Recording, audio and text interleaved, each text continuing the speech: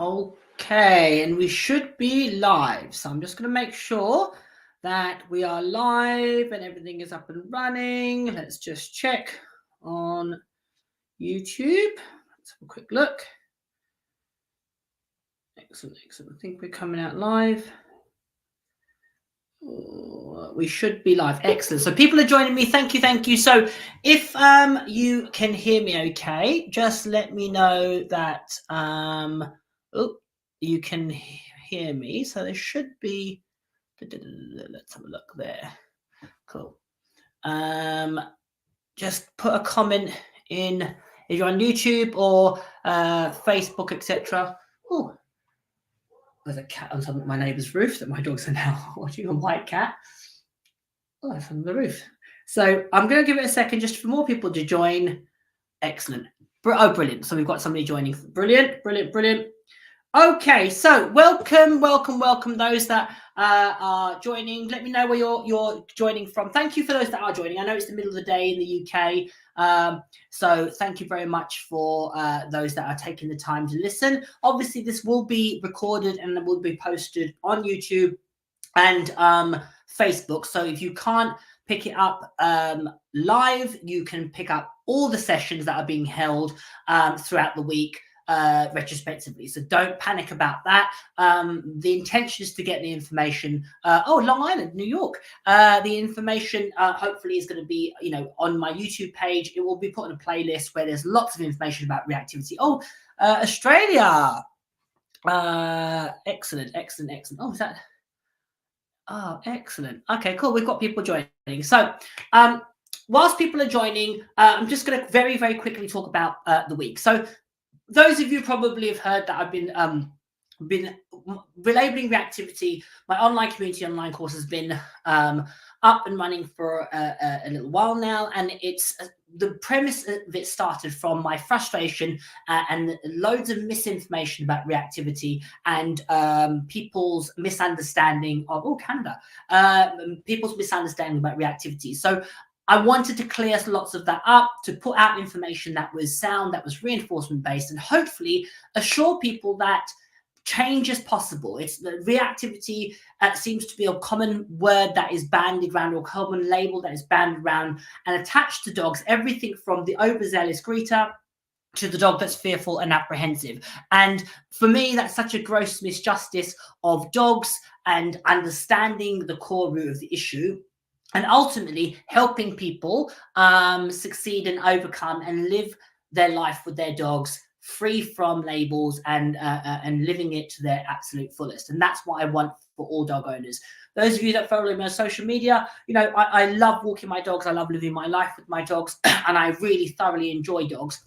And often when recently I put out on social media asking people about their challenges, and the reoccurring theme was challenges related to reactivity and the life changing impact of having to manage a dog's behavior. So when you've got a dog that has behavioral challenges, whether it be reactivity or aggression or fear-based, it doesn't matter.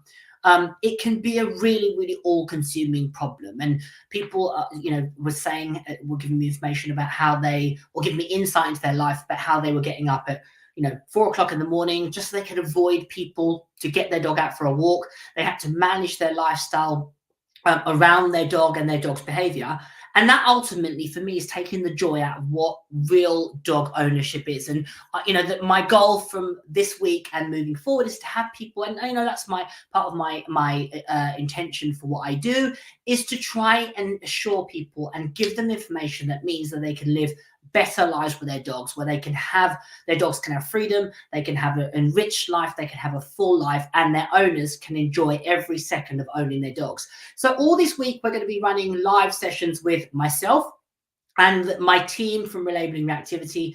Kat Farrance, founder and CEO of Movement for Modern Life, the online yoga community, who is a long-term student and competitor in both obedience and IGP, giving her insight into self-help for owners of reactive dogs, how to be proactive rather than reactive. My, again, student and life coach, Angela Watson, who is going to be talking about don't should it all over yourself. Something that we hear so often is people, I should have done this and I should have done that. And to reframe that in your mind in order to be able to move forward. Again, a lot of reactivity stems from our belief about our dog's behavior and what we tell ourselves or what we believe is going to happen. And also beating ourselves up for what we didn't do or what we didn't read or what we didn't see, etc., etc. My good friend Lou Holmes. Lou Holmes is, well known to those people within the Relabelling Reactivity community. She's a nosework expert. She has trained 6 dogs to be qualified lowland search and rescue dogs. She's been in that organization for 25 years, I think it is. She put on Facebook this morning. And as I said, she's had, I believe, 6 qualified search and rescue dogs. She's also trained dogs for the police, for hearing dogs for the deaf. She's a successful obedience competitor, competing at the highest level of obedience. And she also does agility, and she's done a multitude of other activities with her dogs. Vastly experienced about nose work, and she is going to be talking about how you can enrich your dog's life via nose work. So I'm going to, today is talking about the causes of reactivity and hopefully giving you some information that's going to assure you that reactivity doesn't have to be a life sentence. And that's what I want you to get from today's live. So the most common question that I get asked is, what is reactivity and how is it caused? For me, reactivity is when the dog responds to an external stimulus. It's something that's away from the dog, and I'm going to talk about the effect of another causation factor shortly. But it's when a trigger is presented to the dog and the dog responds in a way, and it could be based on anxiety, fear, or apprehension, but it's in a way that is deemed inappropriate or socially inappropriate. Whether it's inappropriate for the dog in that moment is another conversation, but it's deemed by a society to be inappropriate, and as a result, the dog is labeled as reactive. That label is often attached to anything from the dog that is overzealous and frustrated because it can't get to the other dog, and as a result of the frustration, the dog barks in an attempt to display its excitement or enthusiasm, to the dog that is fearful and apprehensive and has been defensive in his actions. And both those things can be described as reactive. And we really need to narrow our perspective on what is reactive behavior. For a lot of dogs, it's their reactive behavior or behavior, and the way in which I term it is behavior that is defined as reactive, is often as a result of either lack of information, lack of awareness, socialization issues, and education. And a big, massive entity is the handler or the owner feeling a level of apprehension or anxiety when it comes to the dog's behavior. So just share with me, while those of you are watching, what your experience or what your interpretation of reactivity is. What do you think reactivity is? And how do you think reactivity, or what is the cause of reactivity? So give me your thoughts, guys, whilst I have a slurp of my coffee. And share with me what you think. So let's have a look, make sure that, what do you think causes reactivity? Why are dogs reactive? So let's have a look if there's any comments.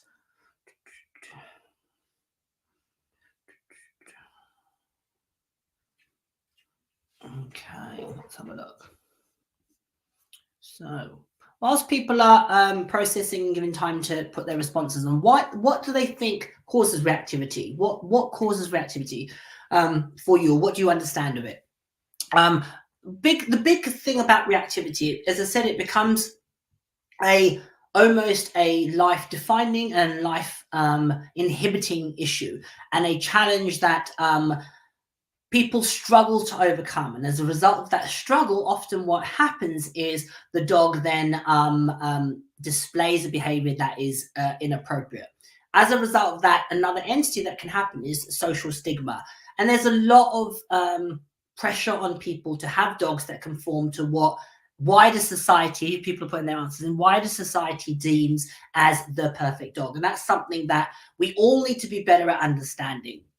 Certainly in British culture or in Western culture, we have a gross misunderstanding of what dogs are versus what they should be. And we have almost an ideology that sometimes can be an unrealistic expectation of our dogs. So we expect our dogs to be social with everybody, to allow them to have other people that the dog doesn't necessarily know encroach on their personal space, and the dog be fine with it. We ask our dogs to meet lots of other dogs in social settings, and although the dog might not know those dogs, the dog is expected to be fine and social with those dogs. We're expecting our dogs to ignore any act of aggression. We're expecting our dogs to be seen and not heard. And if we examine our relationship with their dogs, there's so many parallels with how we used to view how children should be behaved. And obviously, we know better now. There's better ways of educating our children, and we need to be thinking about the same for dogs. So I'm going to just have a look at some of these comments about what you think it is, and share these. What do you think the causes of reactivity is? And I'm going to share these before I go into what I feel is the 5 real core issues or causes of reactivity. So let's have a look at some of these. So unfamiliar with surroundings, absolutely. Apprehension and anxiety about the dog's surroundings can be definitely a causation factor of reactivity. Okay, let's have a look. And the fear of quick motion, really, really good one. Yeah, absolutely. Fear is a massive driving force of reactivity. But really what we want to do is we want to examine what's caused the fear and how can we ultimately build the dog's confidence to hopefully overcome reactivity issues. So Deb said fear again, absolutely. The dog being startled, absolutely. Gemma said reactivity is not aggression, it's almost a fear uncertainty response to a situation. In the majority of instances, absolutely, I would say reactivity is not aggression, it's more a response to a situation or a trigger in a lot of cases. Where there is a type of reactivity, if we want to call it that, that we could deem as aggressive, but I'm going to expand on that as I in today's live. So let's have a look. All the above. You see Labradors with frustration, excited. My GST no bark and lunge, but squirrels overstimulated. His meat bag is and is fine. He meets dogs and is fine. Yeah, absolutely. Let's have a look. Yeah, seeing other dogs. Oh, good one. Lack of emotional regulation. Absolutely. Yeah, really good one. So sometimes fear and frustration depends on the situation. My dogs can have worse reactivity at different times during her heat cycle, so maybe affecting hormones. Yeah, really, really good one. And Petrus want to control movement and frustration. Yeah, absolutely. All absolutely spot on. So we've all got an understanding of reactivity. For me, if we could put those into headings or categories, there's certainly 5 things that we need to be aware of that can be the cause of reactivity. So the first one we need to ask ourselves is about understanding. And as I explained earlier, we as a culture, and I would say more Western culture, we have a distinct and ever growing list of expectations of our dogs. They must be seen and not heard. They must be good in all situations. They must be socially robust, but yet not overzealous. And it's such a finite line between the dog being a good dog or, invert commas, a bad dog. And what we deemed when the dog shifts to being a bad dog, often it's because they haven't lived up to our expectations. And that a lot of that times is down to understanding. And simply put, the dog just doesn't understand what we want of them in that given situation. So if we were to expand on that heading or that category, is understanding and education would be a more accurate title for a massive cause of reactivity. Does my dog understand, and does it have sufficient education to function, operate, exist, or just simply be in this environment at this time under these distractions? And as my good friend Susan Garrett said, dogs are only doing the best they can in the environments we put them in with the education that we provide them. And often there's a gross disparity between what our dogs need to know and what we've actually taught them. And sometimes we need to look at the world, or often, and really primarily, we should be looking at the world from the dog's perspective and the dog's lens to understand fully what is it that they need for us to explain to them. And certainly when you have, majority of dogs that live their lives in our society, in our culture, there is such a massive amount of challenges that ask them to go against their core genetics and go against their core nature. For example, social interactions. You go over your local park, you have a dog that your dog doesn't know, rush up to them, intrude on their personal space, And then what we subconsciously expect is our dog to be a social butterfly, to be friendly, to be gregarious, to take that as initiation of play. And if the dog does anything bar that that rule or that ideology, we deem the dog as problematic. That is merely acting in a way that is perfectly normal. So how do we get around that? That requires education. It requires education on our part, explaining to our dog, first off, that we don't want our dogs running up to other dogs, and also our dog that has been approached by another dog, that isn't something to be feared or concerned about. That might take a level of management on our part. It might take some training on our part. It might, to a degree, take some ignoring on our part, depending on what the situation is and how it arises. The thing that I always say to my community is we can't be accountable for other people's actions. We can only be accountable for our dog's actions. And I absolutely empathize and can relate to people feeling pressured to meet that heady standard of other people's expectations, i.e. society's expectations of our dogs. So the first thing that we really need to be aware of and asking ourselves is, have we educated our dog on what it is that we want them to do in these situations? And have we provided them with the appropriate skills and understanding to navigate the situations that we're putting them in? I always say to people, if you take nothing from any of these talks, I want you to ask yourself, first and foremost, does your dog have a really good understanding of 3 simple cues? And those simple cues that I would urge everybody to teach, okay, if you take nothing from all these talks and you just think, you know what, I want to keep it as simple as I can, for whatever reason, I can't invest any time or energy or effort into embracing all the things that has been suggested, but I'm going to really focus on 3 things and train them really well, is a really solid sit, a really solid down, and a really brilliant recall. Now, when you are evaluating how good those things are, the question to ask yourself is, would you wager me or anybody else £1,000 to say that your dog would do those 3 behaviors irrespective of the environment, irrespective of the distraction, and irrespective of the situation? And if there's a slight hesitation in your response or your speed to answer, that would be the first thing that we want to get better. All right. So does my dog understand sit? Does it understand down? Or does it understand to come back when it's called, irrespective of the distraction? The reason I always urge people to teach those 3 things and teach them really thoroughly and really, really well is it allows you to navigate probably 95% of situations which could escalate or be problematic with little fallout, I should say, would be the best way of putting it. Okay. So does my dog understand? How much education has my dog had to exist in this environment with the distractions? And have I put the due diligence into the education process and having my dog understand what it is that I want of them? Okay. The second thing is, and this is a massive, massive entity of reactivity or cause of reactivity, is a genetic predisposition to behavior that is deemed as reactive. So if we were to examine the relationship that we have with dogs, initially all the breeds of dogs that were created for an agenda. They were created for a purpose. They were created as a tool to help us as dog owners and in our daily life.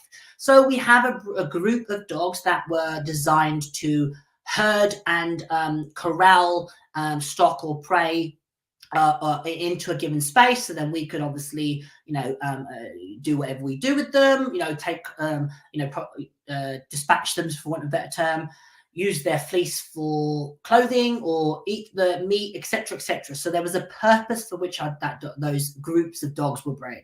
We had dogs that were vermin or exterminators, so the terrier group. And the intention of that group is to be basically pest control. So we wanted an animal that could go to ground, that had an amount of tenacity, that would be, had the intention and the desire to grab things and shake them, and that was useful to us. We also had a group of dogs that were designed to go and hunt on our behalf, or to capture on our behalf, or to gather on our behalf. And the original intention of all the different breeds was very specific to help us as human beings in our daily life. And there was obviously a group of dogs that were primarily lap dogs or companions, but also had a secondary purpose as to be watchdogs or alarm alarm bells, for want of a term, a better term, but in a smaller a size. And as the misfortune for dogs is that our expectations of them hasn't evolved in the same timeline that their genetics have. So obviously, when we created all these weird and wonderful breeds to serve us and help us in our daily life, it was a really great benefit to have an employee or a worker that was willing to go out 24/7, irrespective of the weather, the terrain, the climate, the circumstances. That dog or that animal was willing to go out any time of day and repeat that said task for 8 hours, 10 hours, day after day, in all different terrains and winds and rains and snows and sleets, etc., etc. And at that time, a dog that had tenacity and drive and desire and wanted to chase and wanted to hunt and wanted to capture and wanted to kill was useful to our life because it helped us survive. It helped us get clothing and to feed ourselves and nourish our families and so forth and so forth. Unfortunately, because society has moved on, our relationship and the genetics of the dog hasn't quite grown on the same timeline that society has moved on. So now we live in a world where a lot of those tasks are no longer needed. We don't have the need to have exterminators, for example. We've got, chemical exterminators. We've got people that can do that job. We don't have necessarily the need to have people go out hunting and etc. We've got other means of doing that. Unfortunately, the dog's genetics haven't, as I said, moved along with the same timeline as society has. And those dogs' DNA and their genetics don't now have jobs to do. They don't have that 8 or 12 hours of work each day, running hundreds of miles a day to satisfy their genetic needs. When you take that same dog and you put it in a situation when those needs aren't met, those genetic needs and those genetic traits, which for me aren't even needs, they're almost like the way in which I explain it is those needs are like insulin to a diabetic. They're an absolutely mandatory must.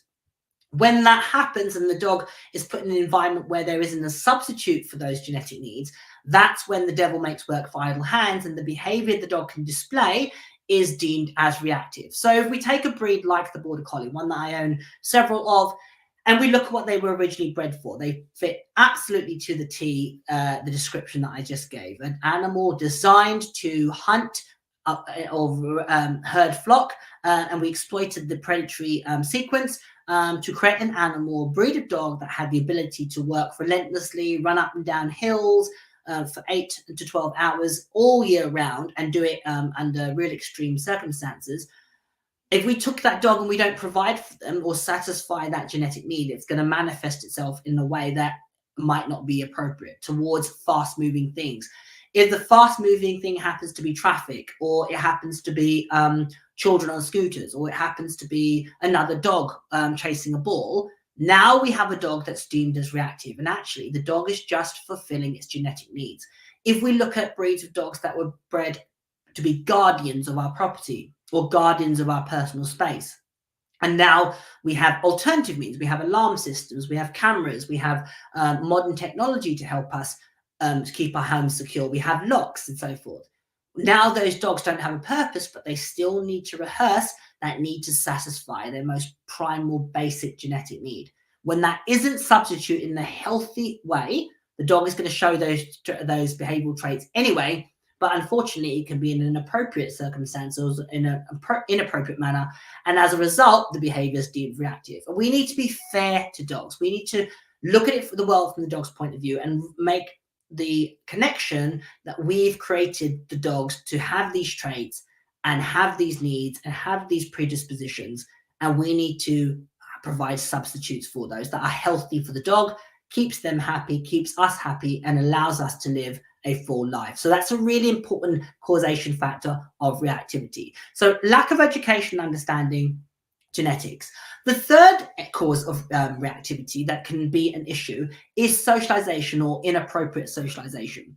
And there is two pivotal points in a dog's development where socialization can absolutely be a little bit of a nightmare, and that is in the fear period, just around 4 to 6 months, and then adolescence, which is normally between 6 and 10 months. So that first, really, we think about the dog's first year or 18 months of life as the most contentious and troublesome. And if the experiences they have in that time period are either inappropriate, or there is a negative association created or built, we can very quickly create a dog that has a long-lasting issue of reactivity. So a classic example is the dog that is in that initial, that secondary fear period, when their mouth's a bit sore. I know it's very custom for puppies to approach other puppies to their mouth in order to, obviously, from the being raised in litter, that's a way to trigger the female to produce food for them, to regurgitate food. So when puppies then do that to other puppies as a form of greeting, what can happen is, if the puppy's teething, it can create a pain sensation that makes the dog then pull back. If that repeatedly happens, that dog can have a trigger of other dogs in their personal space, equating to pain or discomfort. And as a result of that, that can cause the dog to become defensive and, inverted commas, reactive. Another example is where the dog is in adolescence and you've got hormones raging, and the dog either, if it's a female dog, she has other male dogs show an unhealthy level of interest or are intrusive in her personal space, and that can cause her to be defensive and ultimately reactive. Or alternatively, you have a young adolescent male who has got hormones raging. He meets another adolescent male. One says the wrong thing about the other one's mother, and that they wear hobnail boots, and before you know it, there's an instance that evolves. And it could be that those two dogs develop reactivity or dog aggression, or more classically, what happens is the owner feels a level of apprehension and anxiety, and then, which I'll talk about later, you create what you call an anxiety loop. So socialization, or appropriate socialization, or specifically inappropriate socialization, can be a massive causation factor of reactivity and set the foundation for that dog developing reactive behavior. And it's something that can happen very easily. It can something that can happen unintentionally, especially if you're not aware of the nuances of navigating those really, really challenging moments in your dog's development. All right. So a lack of education and understanding, the dog's appropriate socialization, and genetics. So lack of education and understanding, genetics, and appropriate socialization, or more specifically, inappropriate socialization. Those three things can massively, massively contribute to causes of reactivity and ultimately be the issue. The biggest misconception about reactivity is the dog is being bad, it's being dominant, it's doing it on purpose, he's messing you about. And there's so many inappropriate ways of dealing with reactivity, which is dealing with the symptom and not the cause. So has anybody got any questions up until this point about reactivity and the causes of reactivity?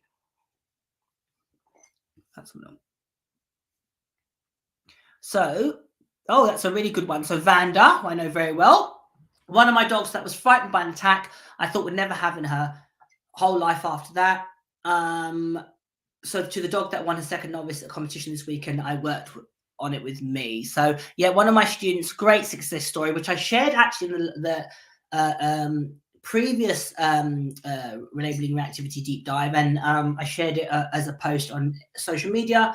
Vanda's little dog Maya was a dog that had exactly what I've just described happen in a really pivotal point of her development, i.e. adolescence. She had another dog unfortunately in a class situation, not my class, as you can imagine, but in an agility situation, another dog flew at her dog, and that really, really started the catalyst of apprehension and fear about other dogs. It actually grew to other dogs barking, other dogs being around her, and what Maya learned to do is be defensive. The best form of attack is defense. So she would, do the scary werewolf thing, hackles up, bark, bark, bark, flying at the other dogs to make them leave her alone, because she was anticipating that they were going to charge at her and have a go at her.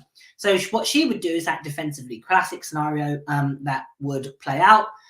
And it really, really affected not only Maya, but Vanda's confidence. It really affected how Vanda would bring her into any environment where there's other dogs. You could see the tension that Vanda was feeling. You could see the apprehension and the fear, because she felt vulnerable. She felt exposed. She felt, foolish from people's perceptions about what they saw of her dog's behavior. They didn't know her dog.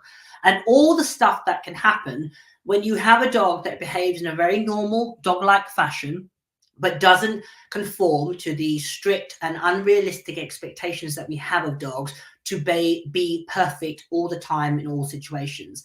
And, like so many dogs, Vanda's dog did exactly what would normally happen. The dog had learnt to be defensive because that kept dogs away, and that worked really effectively with her. And obviously, we did a lot of work.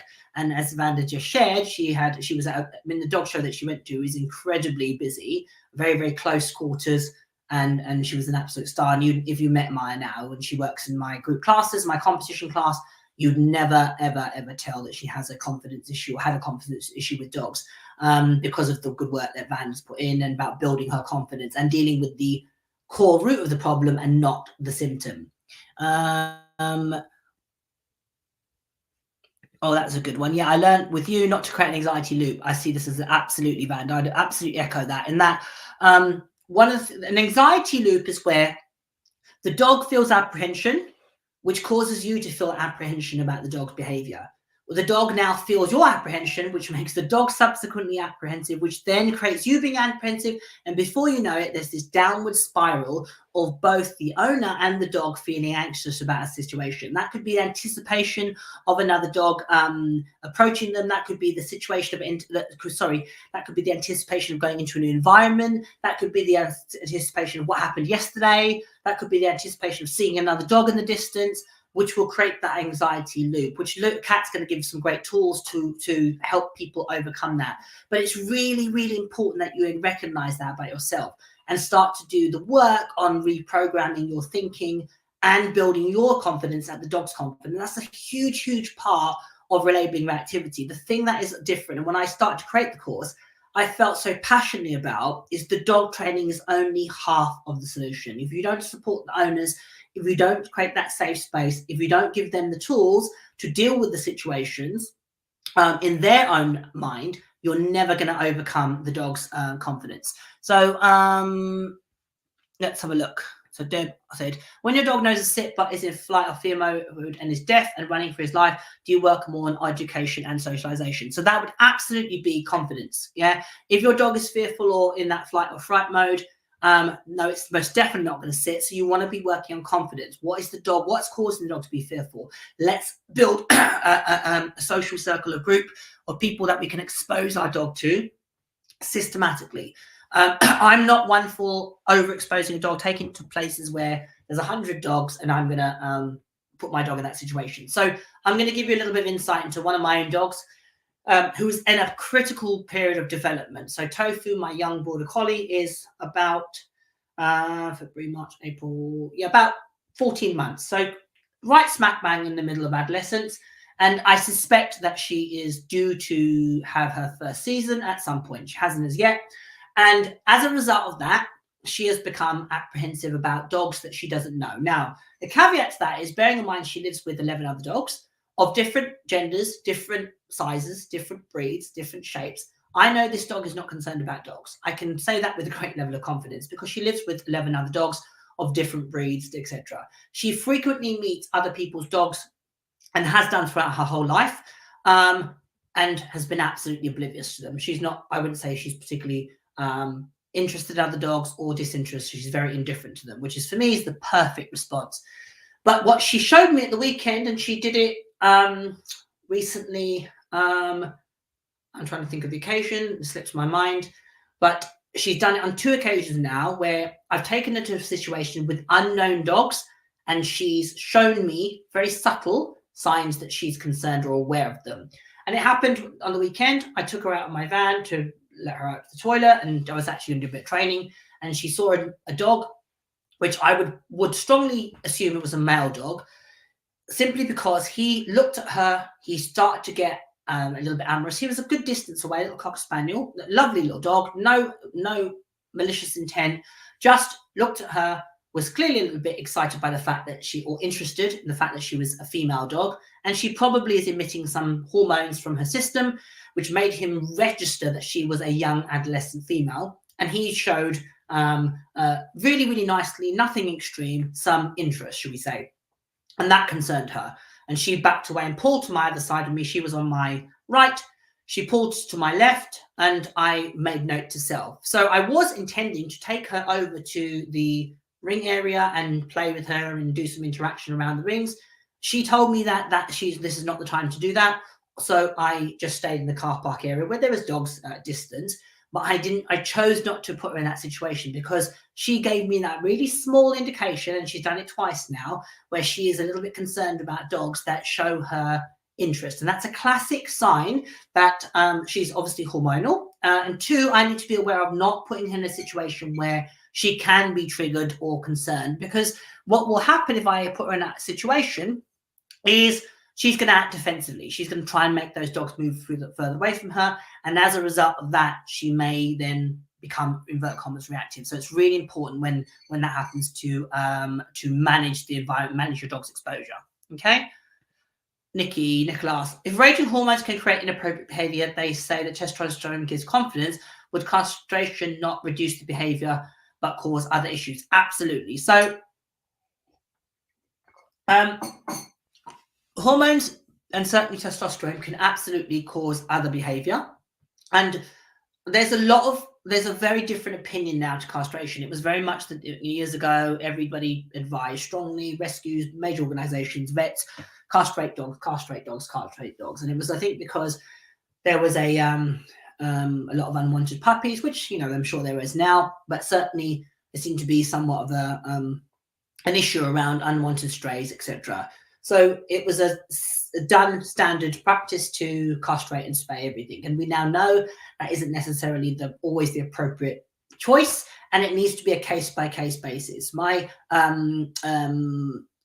personal opinion is it needs to be down to the individual dog, it needs to be down to the individual circumstances, and it needs to be down to the individual owner. Whilst testosterone can create confidence in some dogs, with some dogs that are confident, testosterone is an unwanted entity that you don't need. So my Malinois, my first Malinois, who I had, about 20, I'm trying to think now, maybe 20, close to 25 years ago. I've had the breed for about 20, I don't know. I got him when I was 21. So maybe 3 years ago, should we say? But no, joking aside, 22 years ago, I had my first Malinois, and he was a great example of a dog that was incredibly confident, incredibly strong. And when he had adolescence, he very much become very male, very masculine, very pushy with other dogs, somewhat inappropriate. And he would trigger a response from them. They would act defensively, and he would go in there full throttle. He was the dog that I really learned about the impact of using punishment to deal with behavior. And the consequences of using punishment, which I did badly 20 plus years ago. And as a result, he would show no signs and just be a silent, aggressor, should we say. And he was a dog, however, that I did have castrated because I felt that having testosterone, as well as his genetic predisposition to being aggressive, was a combination and a cocktail that I just didn't need to have. And I've had other clients' dogs and people's dogs that it's been the making of, and other dogs that people have had castrated, which retrospectively they wish they hadn't. But it is very much a case-by-case basis. Look at the dog, look at the individual. The thing I always say to people when they, certainly there's a lot of train of thought about being very anti-castration, is the flip side is you have to manage that dog's behavior when it is going through those hormone surges and possibly being aggressive or, overzealous with other dogs and so forth, or socially inappropriate. You have to navigate that. And that in itself can be very, very challenging. Now, my dynamics of my dogs now is very, very different to what it was 20 plus years ago, in that I have now a mixture of male and female dogs. All of my dogs, my male dogs, except Sonic, who's 13, 14, are entire. I have now one female dog, 2 female dogs that are spayed. So that's Sugar and Mighty. And the rest of my dogs are all entire. And my experience of owning dogs in that very specific dynamic is that the hormone surges definitely can be when things are more contentious in a lot of ways, but certainly for the adolescent males, it keeps them a lot more. It works to my benefit because their hormones and the females they almost educate the males about social etiquette and vice versa. The male dogs learn not to be overzealous and amorous with everything with a a heartbeat, because they understand that living with entire female, they understand there's a specific time when they're receptive to mating, and there's a specific time, and the rest of the time they're not. So that they creates clarity for them. And often when you have a solitary male dog, and don't forget, a lot of people live with dogs in very unnatural situations. For example, they have 1 or 2 dogs, whereas dogs naturally would live in a bigger social group where they would have mixed genders. If it was a street dog, for example, you might have different types of dogs. You'd have a commonality. You'd have a family a connection, but you would definitely have males and females, and it would probably be in a more natural situation. There would be hormones raging left, right, and center.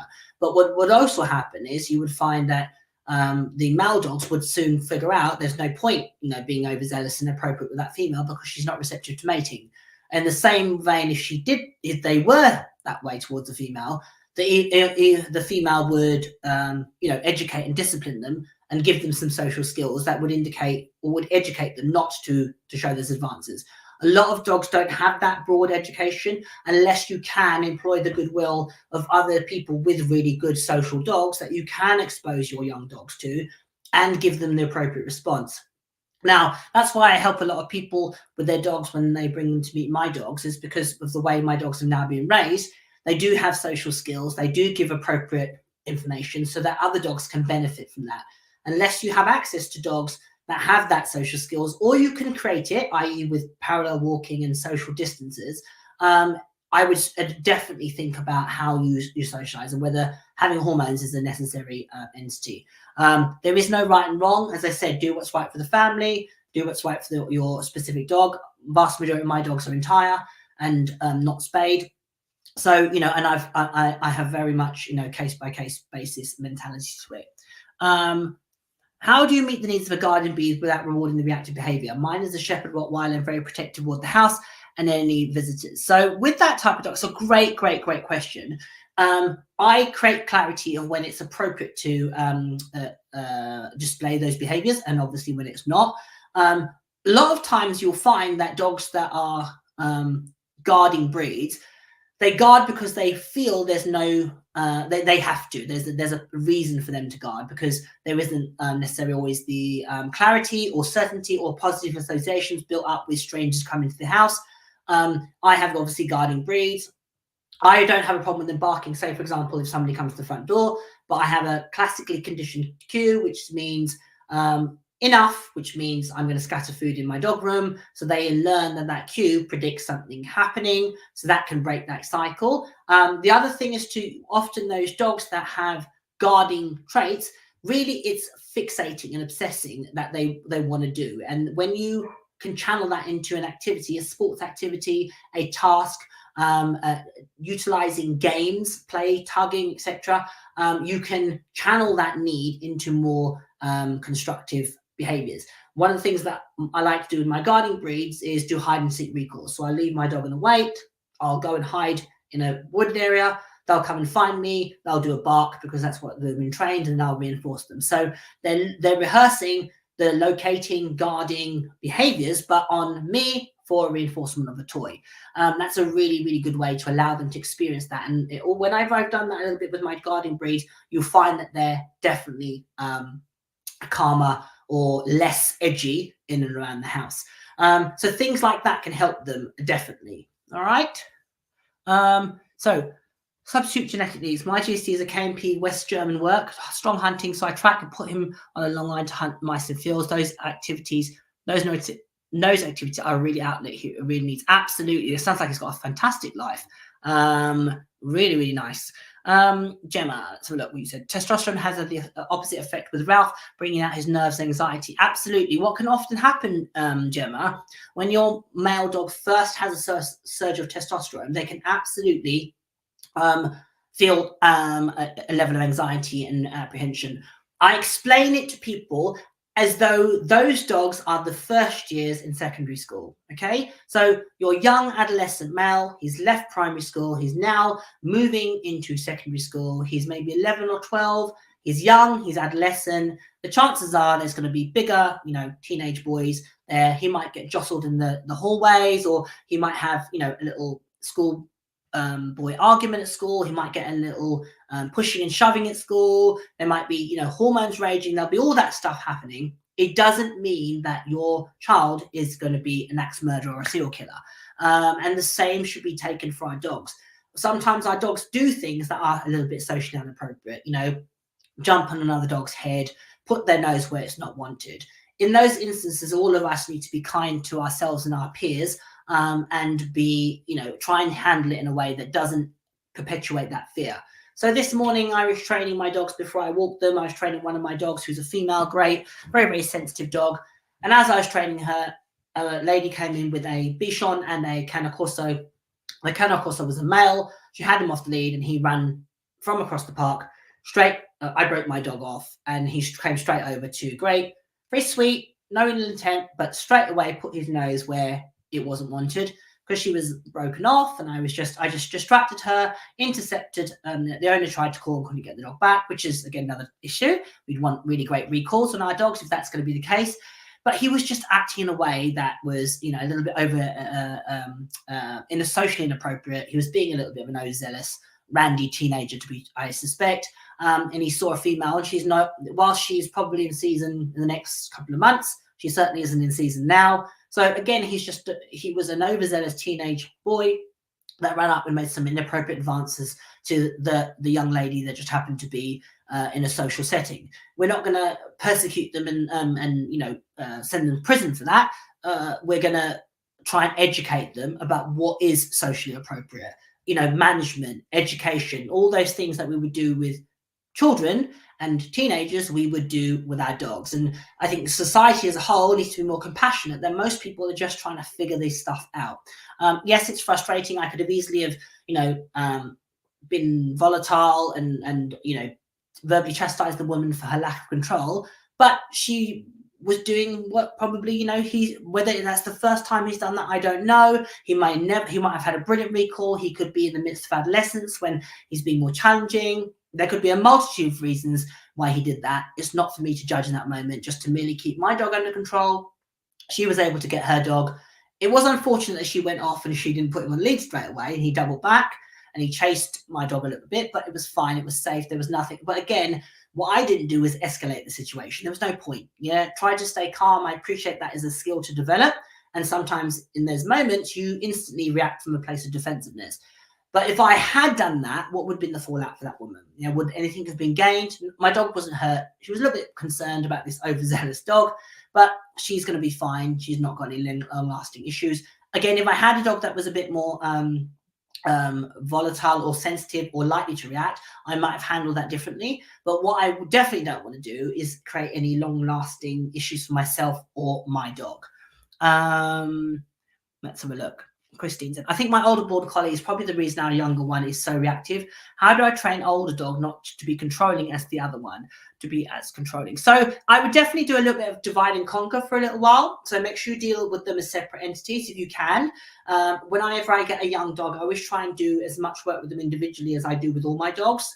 My relationship with that dog as an individual supersedes their interaction with my other dogs. And I really work on that dog's individual confidence before integrating them with my other dogs, unless the caveat being my other dogs are, which mine dogs are, thankfully, they're really, really confident.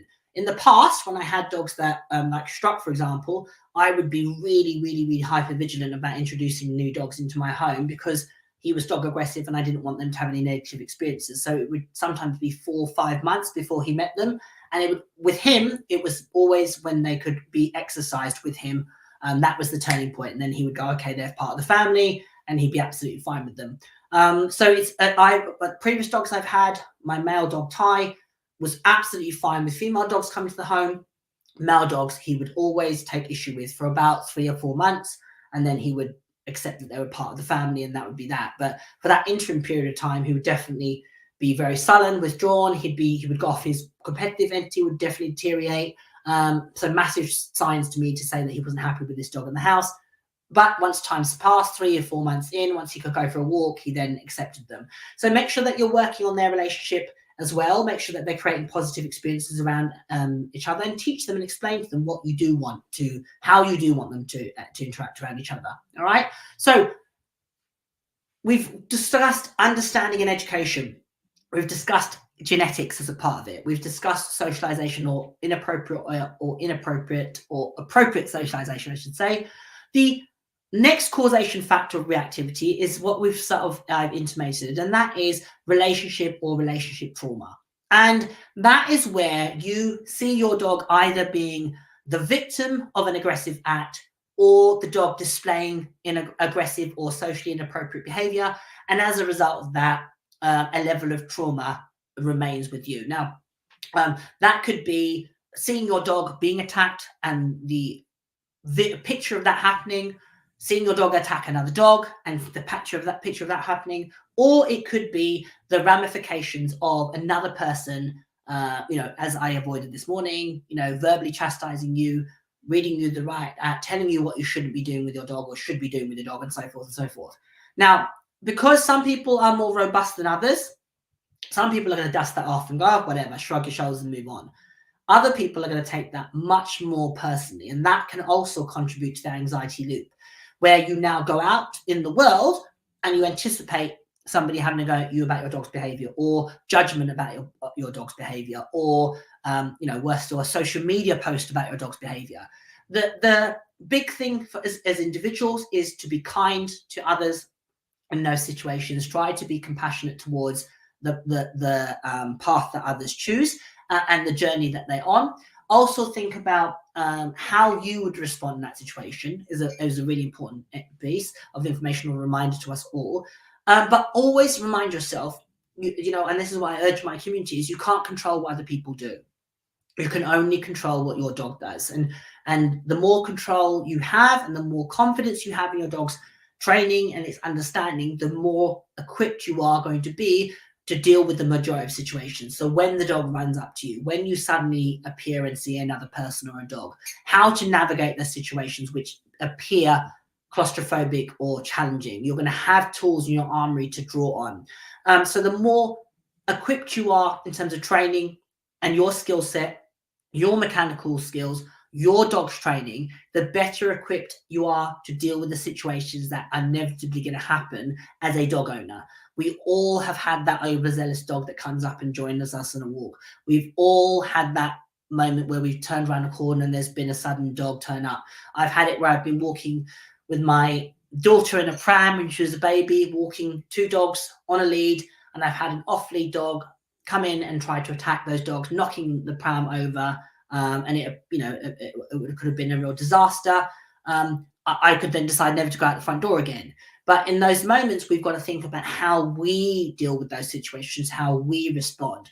Obviously, Angela and Kat are going to be talking about those topics specifically, but it's really important that we do the work on cultivating confidence in ourselves, making sure that we feel confident in our dog's training, in their education, that we have the skill set, that we have the knowledge, that we have the pre-rehearsed stock phrases that we can use to navigate situations where somebody expresses concern or awareness about a dog's behavior.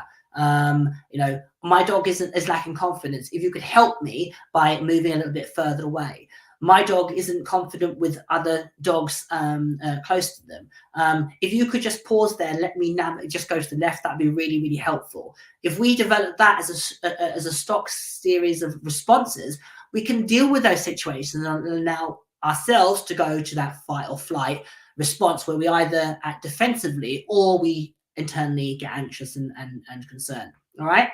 So the final entity for me that really does cause reactivity and can be a massive cause of reactivity is physical. And that could be there's two subheadings to that, and that could be physical well-being or physical health. Physical well-being is when we're talking about, has the dog's physical needs been met? Has the dog had sufficient exercise for that dog's breed, its type, its energy level, its age? Has it had a physical outlet? Is its reactive behavior actually just pent up frustration? Is it lack of stimulation, lack of mental stimulation, lack of physical stimulation? Or is there something else going on? Is there a pain issue? Dogs are brilliant at masking this pain and discomfort. They are phenomenal at it. Is there an underlying issue where your dog doesn't like other dogs approaching their back end because they have a trapped nerve, or they have their back's out, or their hips sore, or they have a discomfort when they're being touched? Is there some sort of physical issue going on with the dog? And those things are far easy to remedy if we know, again, what is the core issue and not the symptom. The symptom of the behavior is the dog acting in a reactive manner, but the core issue is the dog is actually either not having sufficient physical stimulation or mental stimulation, or the dog is not having, there is a physical concern with the dog, pain, discomfort, unease, tension, etc., which could be causing the dog to behave in a manner that's deemed reactive. So those 5 causes of reactivity, that if we were to break down all people's feedback and concern, we want to be looking at those 5 things. Has my dog had education and information? Does it understand what I want of it? Has my dog had appropriate socialization, or somewhere along the line has something caused the dog to build an association, which is now what I'm dealing with? If that's the case, how do we build confidence? Can we employ the goodwill of others? Can we reach out to our community to help us to build our dog's confidence? Is there a physical issue with the dog? Is there something going on physically with the dog in terms of its health, or has its physical needs been met? Are we, as the owner or caregiver, have we got a level of trauma or anxiety attached to the dog's behavior, or society's perception of our dog's behavior? And are we meeting that dog's genetic needs? Is the dog having all its needs met? And as a result of that lack of having its needs met, the dog is displaying those genetic predisposed traits in an unhealthy manner. So some insight into the cause of reactivity, and hopefully some of that will resonate with you as dog owners, and will give you some insight into look at the world from your dog's perspective. I'm going to see if there's any questions. Let's have a look. My dog's reactivity is caused by a combination of factors. Illness at 4 months, and then COVID kept him from being socialized. After COVID, he was attacked in agility class in his crate each week for 6 weeks. So that is definitely a combination of unfortunate triggers. So certainly, first off, hindsight's a wonderful thing. There's lots of things that we could look back and go, how could we have done that different? Yeah. The thing is to not beat yourself up and continue looking backward isn't going to help us move forward. So what can we do now? How can we move forward? If the dog lacks confidence, how do we build the dog's confidence? If the dog is concerned about dogs, what situation? Is it dogs coming into its space? Is it dogs at a distance? Can we manipulate that? Can we build confidence? Can we build a positive association? Can we counter condition? Can we desensitize? We've got so many things in our armory that we can use to improve that dog's behavior and move forward so that reactivity isn't a lifelong label. All right. Anybody else got any questions about reactivity and the causes of reactivity?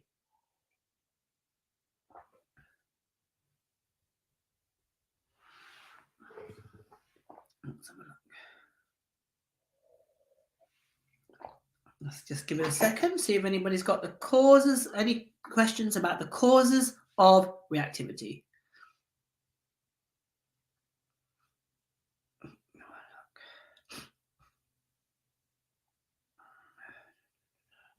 Let's have a look. Okay. Make sure. Okay.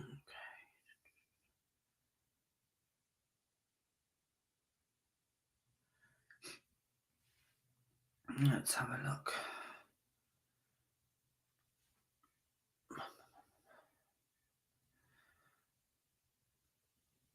Okay, I don't think there's any questions. Okay, so hopefully this first live has been helpful, giving you some insight into the causes or the core common causes of reactivity. Knowing what the core root is will ultimately help you resolve the issue long term, and hopefully come up with a solution that's going to help you. The rest of the week is going to be looking at some of those solutions. Tomorrow, we've got our session at 8 p.m. BST with Kat Farrens from Movement for Modern Life, talking about ways in which we can be proactive rather than reactive in our dog's behavior or to our dog's behavior, and looking at self. Really, really important part of overcoming reactivity issues. If you are interested in relabelling reactivity, just go to my website, kamalfernandezonlinetraining.com.